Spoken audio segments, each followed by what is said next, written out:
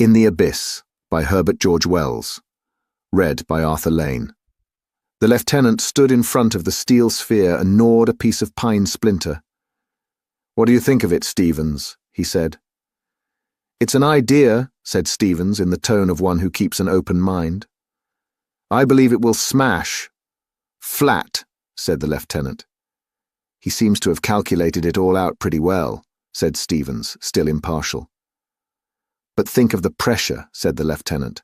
"At the surface of the water it's 14 pounds to the inch. 30 feet down it's double that. 60, treble. 90, 4 times. 900, 40 times. 5,000, 300, that's a mile. It's 240 times 14 pounds. That's, let's see, 30 hundredweight. 1.5 tons, Stevens. 1.5 tons to the square inch. And the ocean where he's going is 5 miles deep. That's 7.5. "Sounds a lot," said Stevens, "but it's jolly thick steel." The lieutenant made no answer, but resumed his pine splinter. The object of their conversation was a huge ball of steel, having an exterior diameter of perhaps 9 feet. It looked like the shot for some titanic piece of artillery. It was elaborately nested in a monstrous scaffolding built into the framework of the vessel, and the gigantic spars that were presently to sling it overboard gave the stern of the ship an appearance that had raised the curiosity of every decent sailor who had sighted it, from the Pool of London to the Tropic of Capricorn. In 2 places, one above the other, the steel gave place to a couple of circular windows of enormously thick glass, and one of these, set in steel frame of great solidity, was now partially unscrewed. Both the men had seen the interior of this globe for the first time that morning. It was elaborately padded with air cushions, with little studs sunk between bulging pillows to work the simple mechanism of the affair. Everything was elaborately padded. Even the Myers apparatus, which was to absorb carbonic acid and replace the oxygen inspired by its tenant, when he had crept in by the glass manhole and had been screwed in. It was so elaborately padded that a man might have been fired from a gun in it with perfect safety, and it had need to be, for presently a man was to crawl in through that glass manhole, to be screwed up tightly, and to be flung overboard, and to sink down, down, down, for 5 miles, even as the lieutenant said. It had taken the strongest hold of his imagination. It made him a bore at mess, and he found Stevens, the new arrival aboard, a godsend to talk to about it over and over again. "It's my opinion," said the lieutenant, that glass will simply bend in and bulge and smash under a pressure of that sort. Dawbury has made rocks run like water under big pressures, and you mark my words. If the glass did break in," said Stevens, "what then? The water would shoot in like a jet of iron. Have you ever felt a straight jet of high-pressure water? It would hit as hard as a bullet. It would simply smash him and flatten him. It would tear down his throat and into his lungs. It would blow in his ears." "What a detailed imagination you have," protested Stevens, who saw things vividly. "It's a simple statement of the inevitable," said the lieutenant. "And the globe?" "Would just give out a few little bubbles, and it would settle down comfortably against the day of judgment, among the oozes and the bottom clay, with poor Elstead spread over his own smashed cushions like butter over bread." He repeated this sentence as though he liked it very much. "Like butter over bread," he said. "Having a look at the jigger," said a voice, and Elstead stood behind them, spick and span in white, with a cigarette between his teeth, and his eyes smiling out of the shadow of his ample hat brim. "What's that about bread and butter, Weybridge? Grumbling as usual about the insufficient pay of naval officers? It won't be more than a day now before I start. We are to get the slings ready today. This clean sky and gentle swell is just the kind of thing for swinging off 12 tons of lead and iron, isn't it?"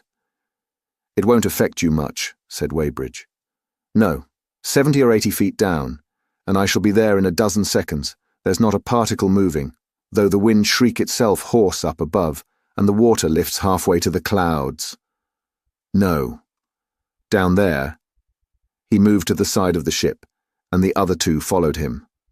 All three leant forward on their elbows and stared down into the yellow-green water. "Peace," said Elstead, finishing his thought aloud. "Are you dead certain that clockwork will act?"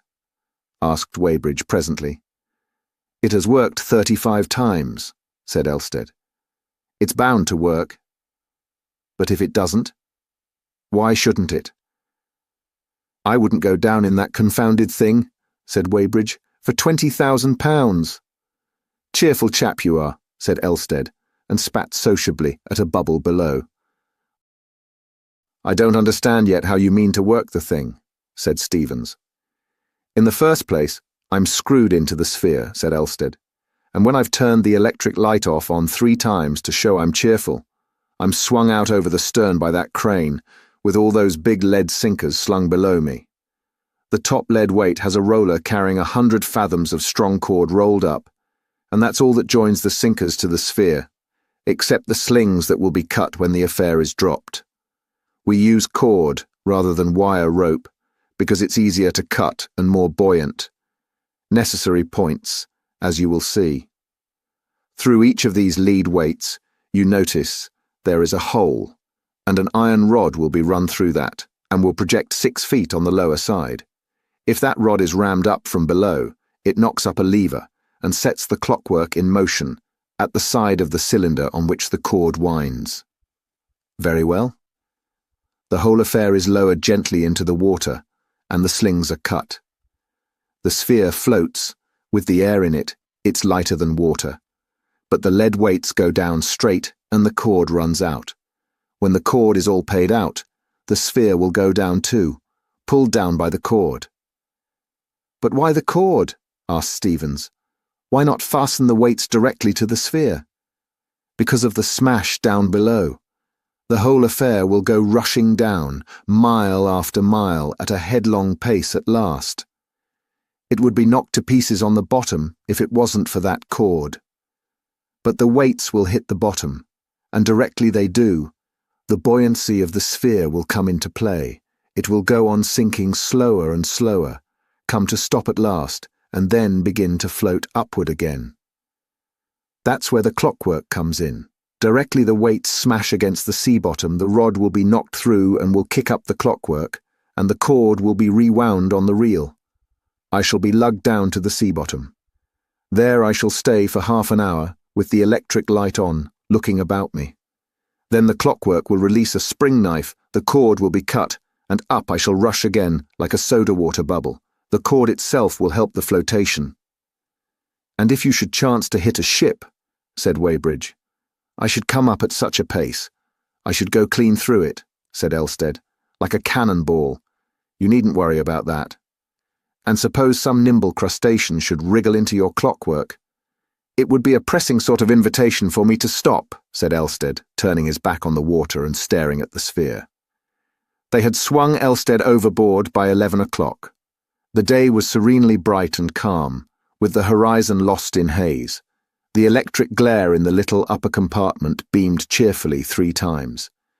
Then they let him down slowly to the surface of the water, and a sailor in the stern chains hung ready to cut the tackle that held the lead weights and the sphere together. The globe, which had looked so large on deck, looked the smallest thing conceivable under the stern of the ship. It rolled a little, and its 2 dark windows, which floated uppermost, seemed like eyes turned up in round wonderment at the people who crowded the rail. A voice wondered how Elstead liked the rolling. "Are you ready?" sang out the commander. "Aye, aye, sir." "Then let her go." The rope of the tackle tightened against the blade and was cut, and an eddy rolled over the globe in a grotesquely helpless fashion. Someone waved a handkerchief. Someone else tried an ineffectual cheer. A middy was counting slowly. 8, 9, 10. Another roll. Then a jerk and a splash, the thing righted itself. It seemed to be stationary for a moment, to grow rapidly smaller, and then the water closed over it, and it became visible, enlarged by refraction and dimmer below the surface. Before one could count 3, it had disappeared. There was a flicker of white light far down in the water, that diminished to a speck and vanished. Then there was nothing but a depth of water going down into blackness, through which a shark was swimming. Then suddenly the screw of the cruiser began to rotate, the water was crickled, the shark disappeared in a wrinkled confusion, and a torrent of foam rushed across the crystalline clearness that had swallowed up Elstead. "What's the idea?" said one AB to another. "We're going to lay off about a couple of miles. Fear he should hit us when he comes up," said his mate. The ship steamed slowly to her new position. Aboard her, almost everyone who was unoccupied remained watching the breathing swell into which the sphere had sunk.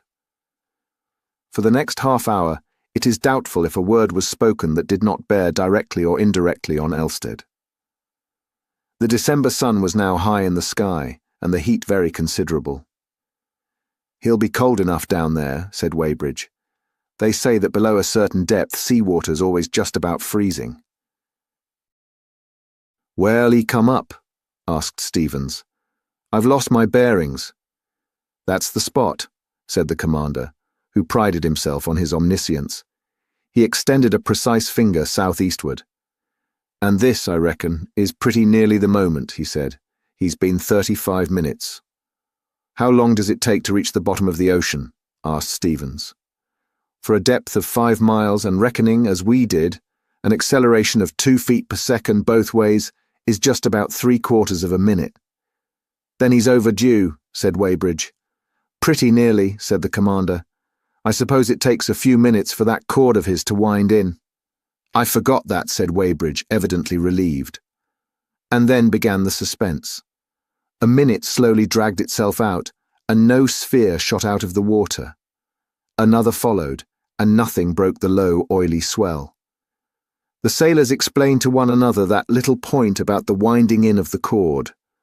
The rigging was dotted with expectant faces. "Come up, Elstead," called one hairy-chested salt impatiently, and the others caught it up and shouted as though they were waiting for the curtain of a theatre to rise. The commander glanced irritably at them. "Of course, if the acceleration's less than 2, he said, "he'll be all the longer. We aren't absolutely certain that was the proper figure. I'm no slavish believer in calculations." Stevens agreed concisely. No one on the quarterdeck spoke for a couple of minutes. Then Stevens's watch case clicked. When, 21 minutes after the sun reached the zenith, they were still waiting for the globe to reappear, and not a man aboard had dared to whisper that hope was dead. It was Weybridge who first gave expression to that realization. He spoke while the sound of 8 bells still hung in the air. "I always distrusted that window," he said quite suddenly to Stevens. "Good God," said Stevens. "You don't think—" "Well," said Weybridge, and left the rest to his imagination. "I'm no great believer in calculations myself," said the commander dubiously, "so that I'm not altogether hopeless yet."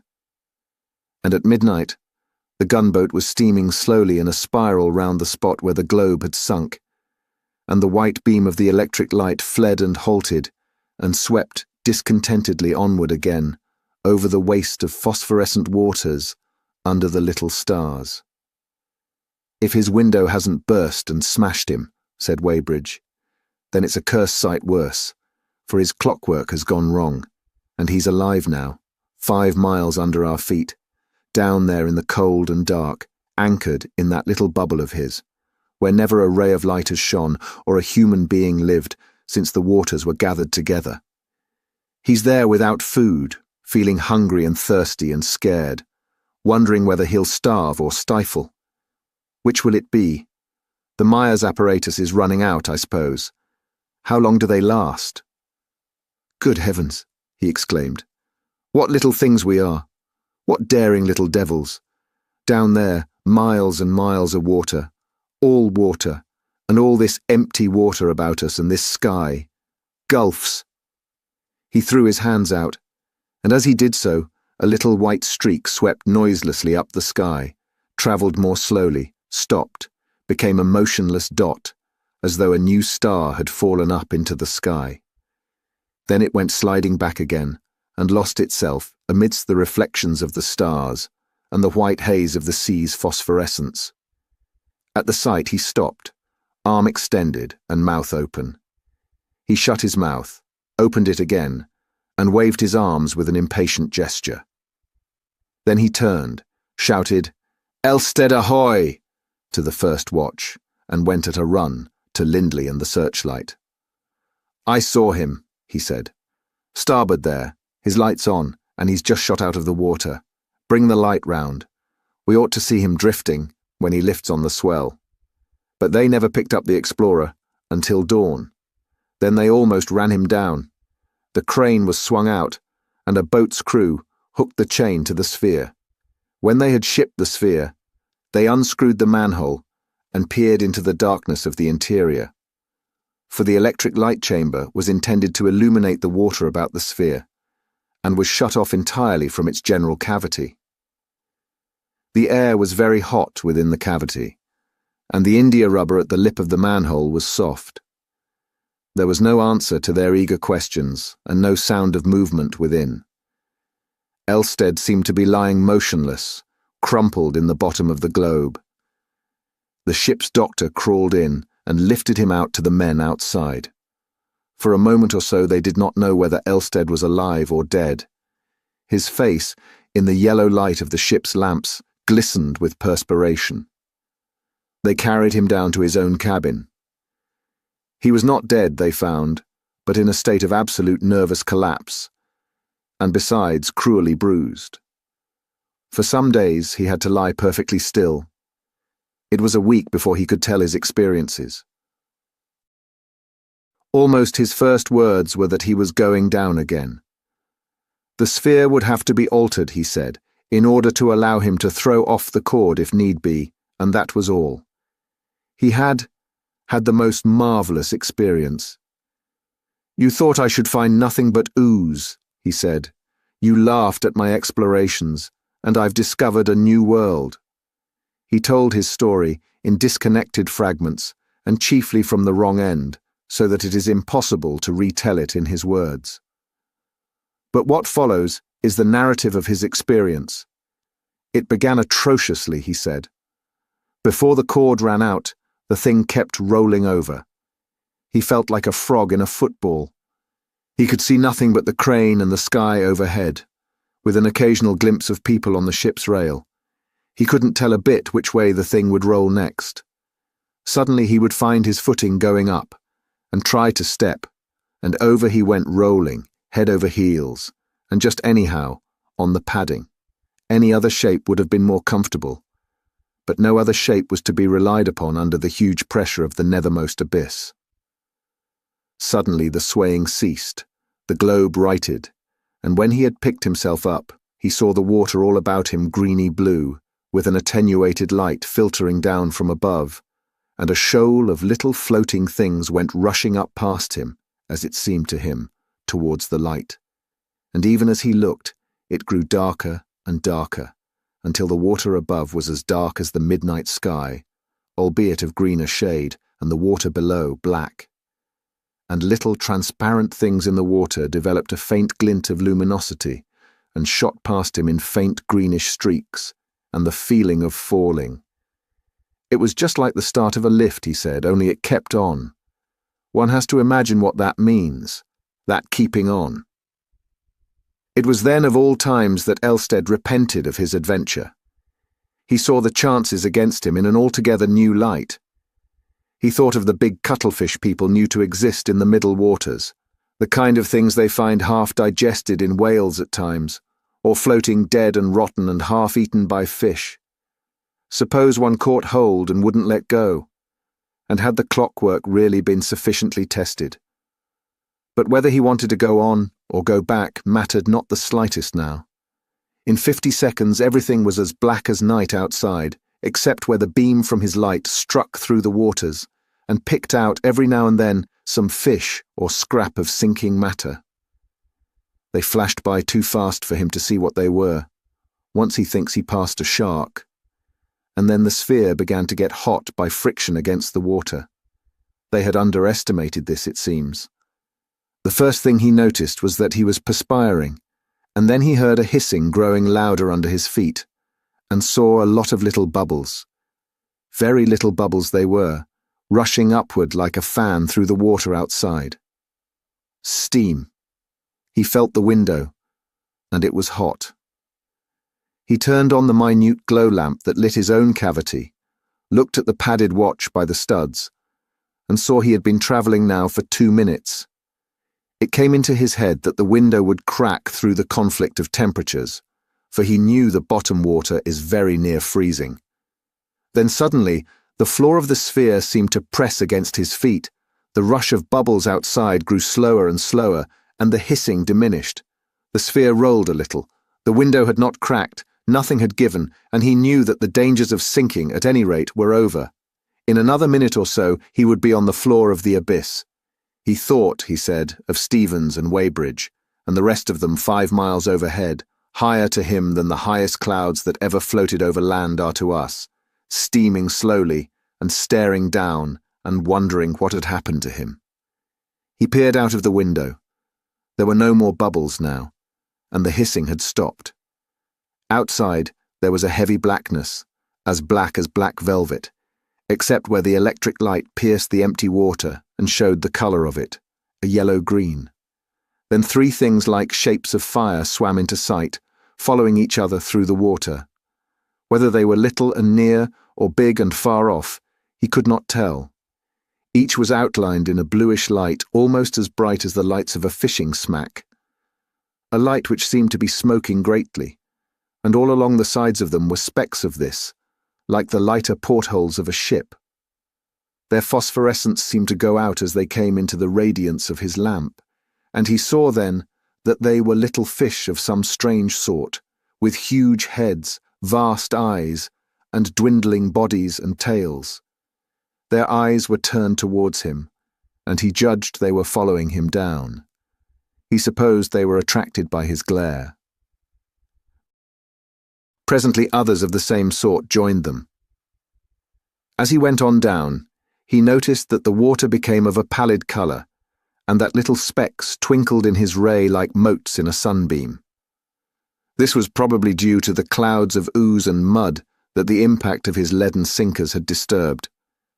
By the time he was drawn down to the lead weights, he was in a dense fog of white that his electric light failed altogether to pierce for more than a few yards, and many minutes elapsed before the hanging sheets of sediment subsided to any extent.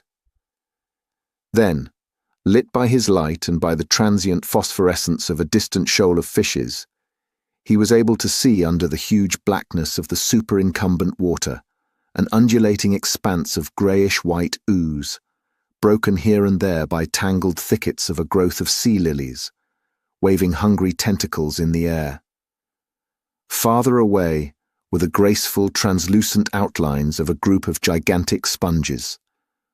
About this floor there were scattered a number of bristling, flattish tufts of rich purple and black, which he decided must be some sort of sea urchin, and small, large-eyed or blind things, having a curious resemblance, some to woodlice and others to lobsters, crawled sluggishly across the track of the light and vanished into the obscurity again, leaving furrowed trails behind them.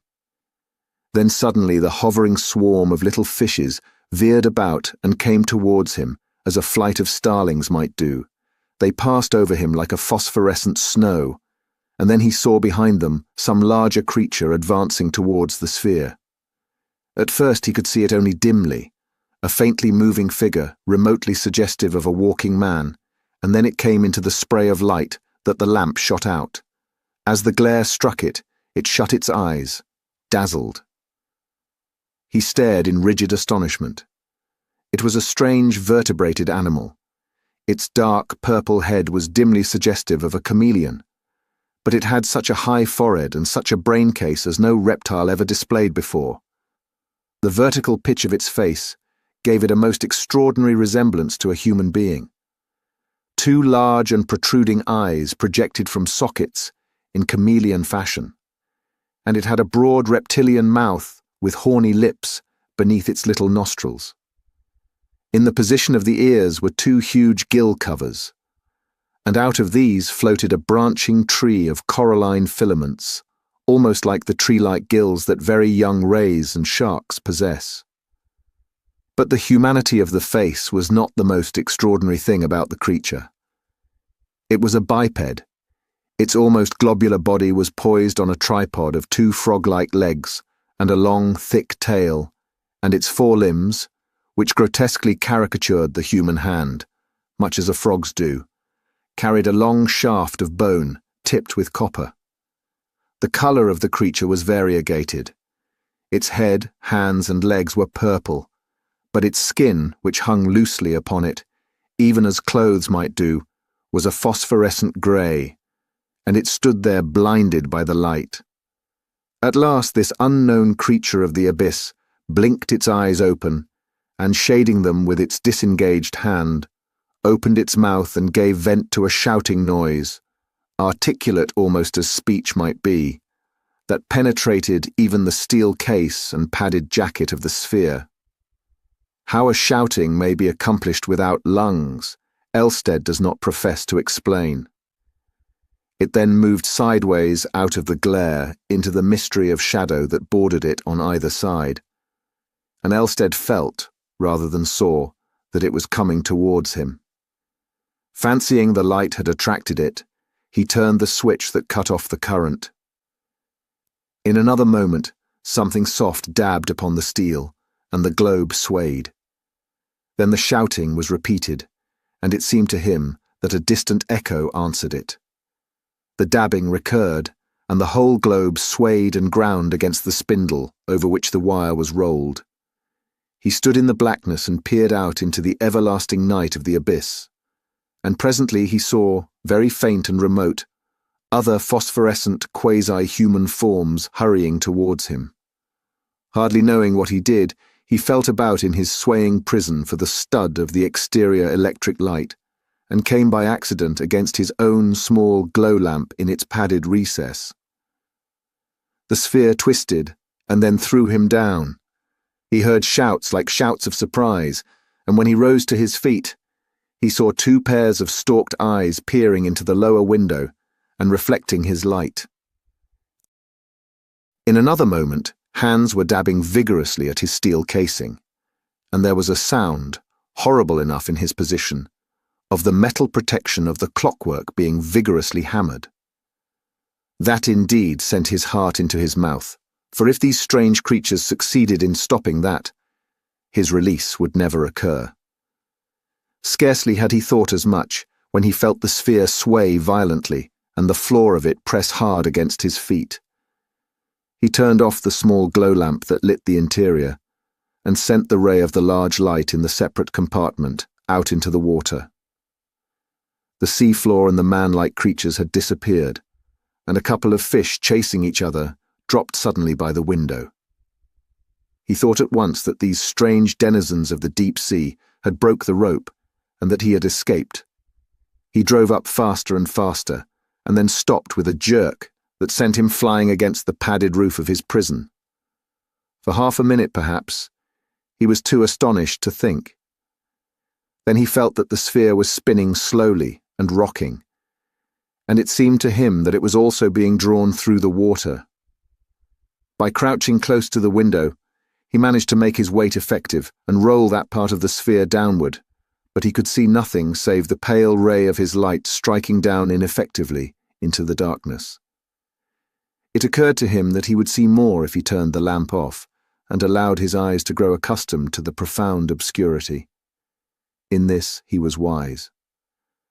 After some minutes, the velvety blackness became a translucent blackness, and then, far away, and as faint as zodiacal light of an English summer evening, he saw shapes moving below. He judged these creatures had detached his cable and were towing him along the sea bottom. And then he saw something faint and remote across the undulations of the submarine plain, a broad horizon of pale luminosity that extended this way and that way as far as the range of his little window permitted him to see. To this he was being towed, as a balloon might be towed by men out of the open country into a town. He approached it very slowly, and very slowly the dim irradiation was gathered together into more definite shapes. It was nearly 5 o'clock before he came over this luminous area, and by that time he could make out an arrangement suggestive of streets and houses grouped about a vast roofless erection that was grotesquely suggestive of a ruined abbey. It was spread out like a map below him. The houses were all roofless enclosures of walls, and their substance being, as he afterwards saw, of phosphorescent bones, gave the place an appearance as if it were built of drowned moonshine. Among the inner caves of the place, waving trees of crinoid stretched their tentacles, and tall, slender, glassy sponges shot like shining minarets and lilies of filmy light out of the general glow of the city.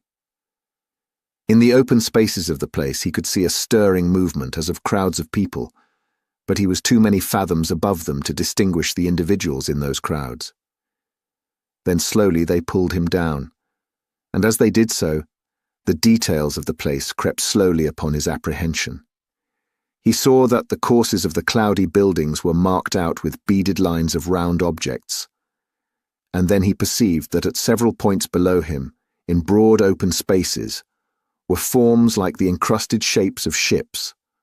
Slowly and surely he was drawn down, and the forms below him became brighter, clearer, more distinct. He was being pulled down, he perceived, towards the large building in the centre of the town, and he could catch a glimpse ever and again of the multitudinous forms that were lugging at his cord. He was astonished to see that the rigging of one of the ships, which formed such a prominent feature of the place, was crowded with a host of gesticulating figures regarding him, and then the walls of the great building rose about him silently and hid the city from his eyes. And such walls they were, of water-logged wood, and twisted wire rope, and iron spars, and copper, and the bones and skulls of dead men. The skulls ran in zigzag lines and spirals and fantastic curves over the building, and in and out of their eye sockets, and over the whole surface of the place, lurked and played a multitude of silvery little fishes. Suddenly his ears were filled with a low shouting, and a noise like the violent blowing of horns, and this gave place to a fantastic chant. Down the sphere sank, past the huge pointed windows, through which he saw vaguely a great number of these strange ghost-like people regarding him, and at last he came to rest, as it seemed, on a kind of altar that stood in the centre of the place. And now he was at such a level that he could see these strange people of the abyss plainly once more. To his astonishment, he perceived that they were prostrating themselves before him, all save one, dressed as it seemed in a robe of placoid scales and crowned with a luminous diadem, who stood with his reptilian mouth opening and shutting, as though he led the chanting of the worshippers. A curious impulse made Elstead turn on his small glow lamp again, so that he became visible to these creatures of the abyss, albeit the glare made them disappear forthwith into night. At this sudden sight of him, the chanting gave place to a tumult of exultant shouts, and Elstead, being anxious to watch them, turned his light off again and vanished from before their eyes. But for a time he was too blind to make out what they were doing, and when at last he could distinguish them, they were kneeling again, and thus they continued worshipping him, without rest or intermission, for a space of 3 hours. Most circumstantial was Elstead's account of this astounding city and its people, these people of perpetual night, who have never seen sun or moon or stars, green vegetation, nor any living, air-breathing creatures, who know nothing of fire, nor any light but the phosphorescent light of living things. Startling as is his story, it is yet more startling to find that scientific men, of such eminence as Adams and Jenkins, find nothing incredible in it. They tell me they see no reason why intelligent, water-breathing, vertebrated creatures, inured to a low temperature and enormous pressure, and of such a heavy structure, that neither alive nor dead would they float, might not live upon the bottom of the deep sea, and quite unsuspected by us, descendants like ourselves of the great Theriomorpha of the new red sandstone age. We should be known to them, however, as strange, meteoric creatures, wont to fall catastrophically dead out of the mysterious blackness of their watery sky, And not only we ourselves, but our ships, our metals, our appliances, would come raining down out of the night. Sometimes sinking things would smite down and crush them, as if it were the judgment of some unseen power above, and sometimes would come things of utmost rarity or utility, or shapes of inspiring suggestion. One can understand perhaps something of their behavior at the descent of a living man, if one thinks what a barbaric people might do, to whom an enhaloed, shining creature came suddenly out of the sky. At one time or another, Elstead probably told the officers of the Ptarmigan every detail of his strange 12 hours in the abyss. That he also intended to write them down is certain, but he never did, and so unhappily we have to piece together the discrepant fragments of his story from the reminiscences of Commander Simmons, Weybridge, Stevens, Lindley, and the others. We see the thing darkly in fragmentary glimpses. The huge ghostly building, the bowing, chanting people, with their dark, chameleon-like heads and faintly luminous clothing, and Elstead, with his light turned on again, vainly trying to convey to their minds that the cord by which the sphere was held was to be severed. Minute after minute slipped away, and Elstead, looking at his watch, was horrified to find that he had oxygen only for 4 hours more. But the chant in his honor kept on as remorselessly as if it was the marching song of his approaching death.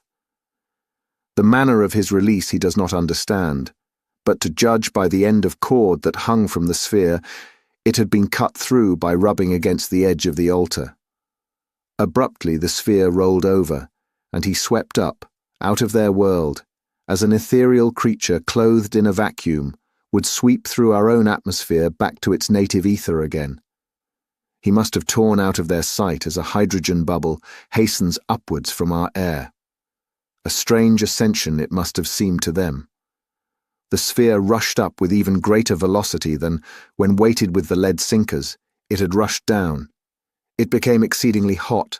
It drove up with the windows uppermost, and he remembers the torrent of bubbles frothing against the glass. Every moment he expected this to fly. Then, suddenly, something like a huge wheel seemed to be released in his head. The padded compartment began spinning about him, and he fainted. His next recollection was of his cabin, and of the doctor's voice. But that is the substance of the extraordinary story that Elstead related in fragments to the officers of the Ptarmigan. He promised to write it all down at a later date. His mind was chiefly occupied with the improvement of his apparatus, which was effected at Rio.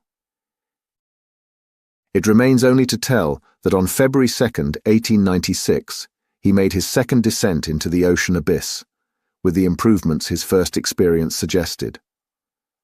What happened we shall probably never knew. He never returned. The Ptarmigan beat about over the point of his submersion, seeking him in vain for 13 days. Then she returned to Rio, and the news was telegraphed to his friends. So the matter remains for the present. But it is hardly probable that no further attempt will be made to verify his strange story of these hitherto unsuspected cities of the deep sea. Thank you for listening. If you like our recordings, consider liking this video and subscribing to our channel so you don't miss any more audiobooks.